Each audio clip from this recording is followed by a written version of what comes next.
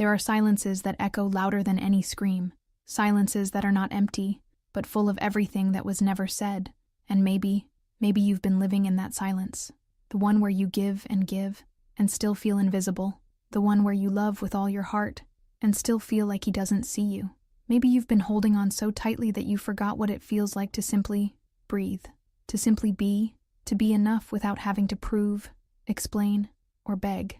There's a quiet kind of power in the woman who lets go, not out of anger, not out of pride, but because her soul is tired of shrinking to fit into someone else's absence. Louise Hay used to say, "I do not fix problems. I fix my thinking. Then problems fix themselves." And this is the paradox of emotional freedom. When a woman releases with consciousness, not with bitterness, she shifts the entire vibration of a relationship. She stops fighting for scraps and starts remembering her worth. Not the worth that depends on his attention, but the one that exists in her bones, in her breath, in the stillness of her being. It's not that she didn't love deeply. She did, maybe more than she should have. She stayed longer than was healthy. She waited longer than was fair. And even when she wasn't okay, she tried to be. But something inside her started whispering, softly, persistently, that this wasn't love, that maybe love wasn't meant to hurt like this, that maybe real love doesn't ask you to disappear to be kept. Most women try to love harder when they feel someone slipping away. They give more. They try to fix themselves, thinking that if they just become a little more, or a little less, maybe he'll stay, maybe he'll see, maybe he'll finally choose her. But love that is afraid, love that begs, love that tightens its grip in fear of being forgotten, that is not love. That is survival. That is the child inside you trying to rewrite a story that broke her a long time ago. And yet, there is something sacred that happens when a woman chooses to loosen her grip, when she stops chasing, when she stops performing, when she stands still in her truth and lets what must go, go. That absence, that quiet, graceful absence, has more impact than any desperate presence ever could. It is not a punishment. It is not manipulation. It is simply her returning to herself. Clarissa Pinkola Estes speaks of the wild woman, the one who loves with roots and wings. She is not remembered because she stayed. She is remembered because she loved fully and still chose herself, because she didn't abandon her essence to keep someone who couldn't see her, because she walked away not to hurt, but to heal. And in doing so, she became unforgettable. So what if letting go isn't a loss? What if it's the most honest proof of your emotional depth, the kind of depth that no man can truly forget? What if the most magnetic thing about you is the way you refuse to become small just to be loved? You see, the woman who lets go doesn't disappear. She expands. She rises. She returns to herself. And in that return, everything changes. Because love is not about who holds on the longest. It's about who dares to set themselves free. Now, let's talk about what happens when holding on becomes too heavy, when the ache of staying outweighs the fear of leaving, when your heart starts asking, "And me? When will I choose me?" There's a certain kind of ache that doesn't scream. It lingers in the small moments, when you reread old messages, when you wait just a little longer for a call that never comes, when you rehearse conversations in your mind, trying to find the words that might make him stay. This is the wound of holding on too tightly, and it's not about weakness. It's about fear, the fear of being forgotten, the fear of not being enough, the fear that if you let go, you'll disappear from his world, and maybe from your own. But behind this grip is often a much older story, one that didn't begin with him, one that started when you were just a little girl, looking for affection in the eyes of someone emotionally distant, a parent, a caregiver, someone whose love felt like a privilege to be earned, not a gift to be received. And so, you learn to prove yourself, to perform, to hold on, even when it hurt, because losing them felt like losing your place in the world. And when that wound is still alive, even as an adult, it quietly guides your choices. You stay longer than you should. You tolerate more than you deserve. You confuse pain with passion. You confuse effort with love. You hold on, thinking that your persistence will eventually make him understand your value, that your loyalty will make him choose you. But here's the truth. The more you hold on to someone who isn't holding back, the more you slip away from yourself. The more you try to convince him, the more you silence your own voice.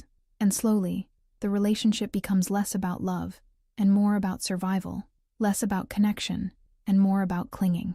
There is nothing wrong with loving deeply. That's part of your beauty. But loving deeply is not the same as loving blindly. It is not the same as losing yourself to prove your worth. Louise Hay reminds us that every experience, every person is a mirror.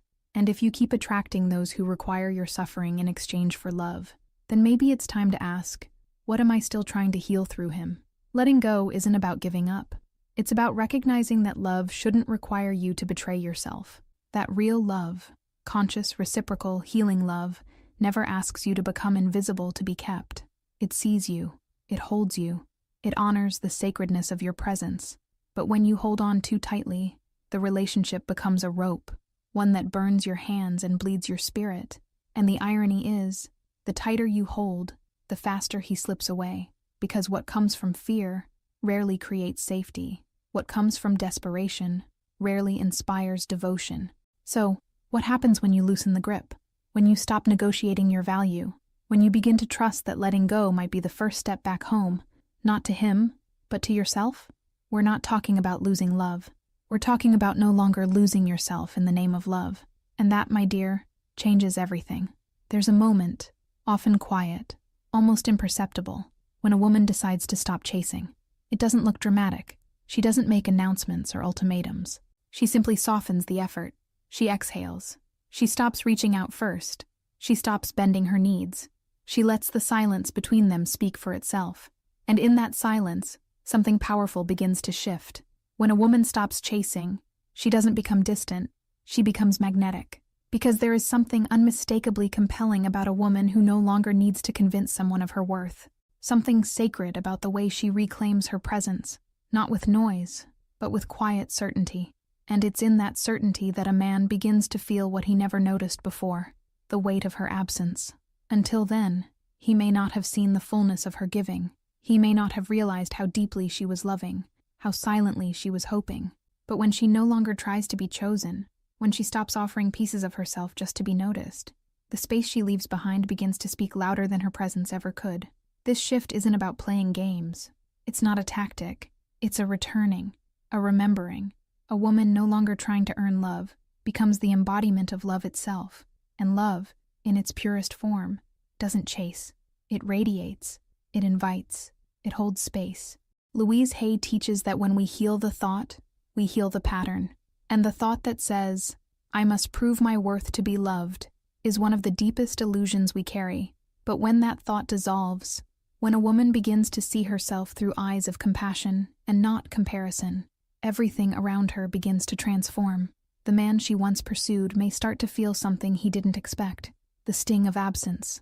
The awareness of what he took for granted. The realization that the emotional oxygen she once provided is no longer there.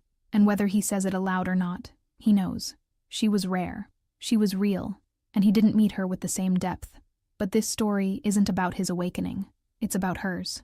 Because the woman who no longer chases isn't waiting for someone to recognize her anymore. She is recognizing herself. She is sitting in her own stillness. She is allowing herself to be enough, not because someone finally said so, but because she stopped running from her own reflection. This is where true magnetism begins, not from striving, but from surrender, not from proving, but from presence. And in this space of quiet strength, she becomes unforgettable, not for what she gave away, but for the way she came back to herself. There comes a point in every woman's journey where she looks at the pieces she's been trying to hold together and realizes, maybe it's not her job to keep fixing what keeps falling apart. That moment, that sacred pause, is where detachment begins, not out of indifference, but out of deep, radical self-respect. Louise Hay said, we must be willing to let go of the life we've planned, so as to have the life that is waiting for us. And what a powerful reminder that is, because sometimes what we cling to is not love. It's a version of safety we've outgrown. Letting go isn't weakness. It's wisdom. It's the understanding that control is not the same as connection. That forcing is not the same as flow. When you try to manage every outcome, script every conversation, and predict every response, you are not in love. You are in fear. Fear of abandonment. Fear of being forgotten. Fear of sitting alone with your own truth. But when a woman begins to release, truly release, she doesn't collapse. She rises. She opens the door to what is real, what is reciprocal, what is aligned. Because no matter how deeply she loved him, she loves her peace more. And that peace doesn't come from keeping someone in her life. It comes from keeping herself in her heart. Detachment isn't cold. It's not dismissive. It's sacred. It's soft. It's the decision to no longer be defined by someone else's presence or absence. It's the choice to trust that the universe, or God, or life, has not abandoned her, even if a man did. Louise Hay reminds us again and again, the only thing we are ever dealing with is a thought, and a thought can be changed. And the thought that says, I must hold on to be loved, can be softened, can be healed, can be replaced with, I am loved when I am true to myself. When she detaches, something opens in her, a space, a breath, a returning. She may still feel the ache, but she no longer lets it lead. She may still care, but she no longer chases. She doesn't harden her heart, she strengthens it. She doesn't shut down her feelings, she honors them. And from this place of quiet clarity, she becomes a mirror. Not the kind that reflects someone else's needs, but the kind that reveals her own light. And that light, it draws in only what is real, only what is meant. Because when a woman lets go with love, she invites love in its purest form. Not love that begs, not love that binds, but love that sees, that meets, that stays. There's a conversation that happens within us, often quiet, often unnoticed, that shapes everything we allow in love. It's the inner dialogue, the whisper you hear when he doesn't call, the voice that speaks when you're deciding whether to stay, or go, or try one more time. For many women, that voice says, if he loves me, he'll come back. And it sounds romantic, it sounds hopeful, but beneath it lies a child's hope, the kind that waits at the window, believing that if she's just good enough, someone will finally choose her. This thought isn't wrong, it's just unhealed. It's not about him. It's about what you were taught to believe about love, long before he ever entered your life. Maybe you were told that love must be earned, that you have to be perfect to be kept, that your value increases when someone else sees it. But that belief is a wound, a tender, buried story that keeps you trying to be chosen instead of choosing yourself. What happens when you shift that thought?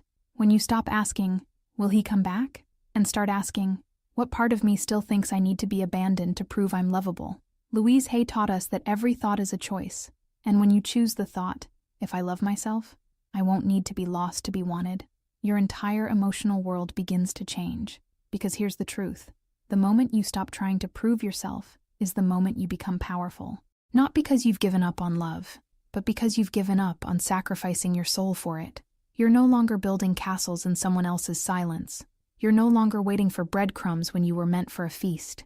And this shift, this internal reorientation, is the most courageous act of love you will ever practice. It doesn't mean you'll stop caring. It means you'll care for yourself too. It means that when he pulls away, you don't shrink, you breathe. When he's uncertain, you don't become smaller, you become still. And in that stillness, you begin to hear another voice, a wiser voice, the one that says, I am already whole, I am already worthy, I am already enough. This voice doesn't beg, it doesn't negotiate, it doesn't wait by the door. It stands at the center of your being and reminds you that love, real love, begins with how you treat yourself when someone else forgets how to. And when you believe this, really believe it, the game changes. Not because he changed, but because you did, because you came home to yourself. And from that place, you'll never need to chase again. He knows. He may not say it out loud. He may not even fully understand it.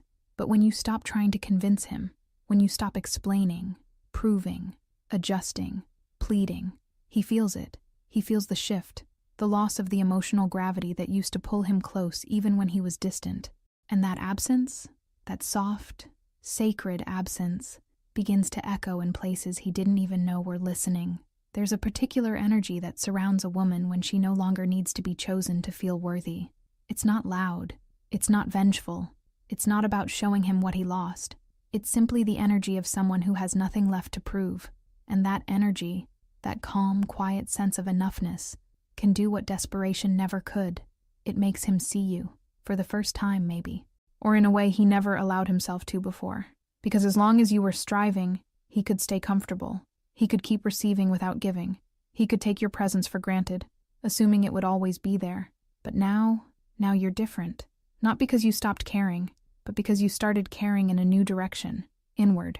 Louise Hay often reminded us that self-love is not vanity, it's sanity. And when a woman stops revolving around someone else's orbit, she becomes her own sun.